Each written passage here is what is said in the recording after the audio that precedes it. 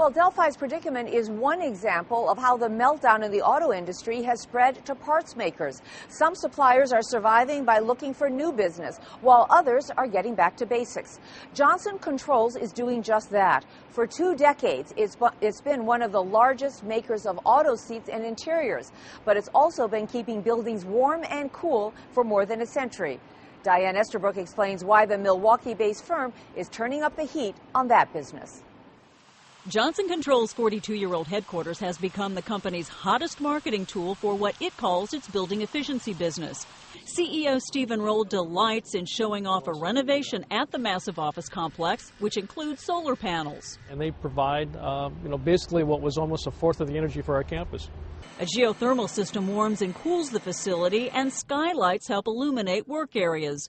Roll thinks the world is only beginning to embrace energy conservation, and that could mean big bucks for Johnson Controls. I think people really want to go to renewables. I think it's just a function that when they get into the economics, they need to understand that it's part of an energy conservation plan in total. Johnson Controls made its mark in heating and cooling 125 years ago when founder Warren Johnson invented the thermostat.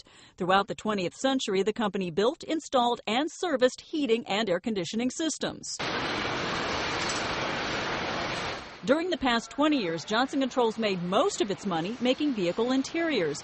But as its own plants became more efficient and auto sales started slowing, the company began trimming its automotive division about a year ago.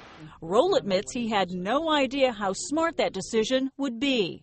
No one would have ever projected, and we certainly didn't, that the market would decline by almost half. Now Johnson Controls' return to its roots is starting to pay off. The company is retrofitting the Empire State Building with a new climate control and lighting system.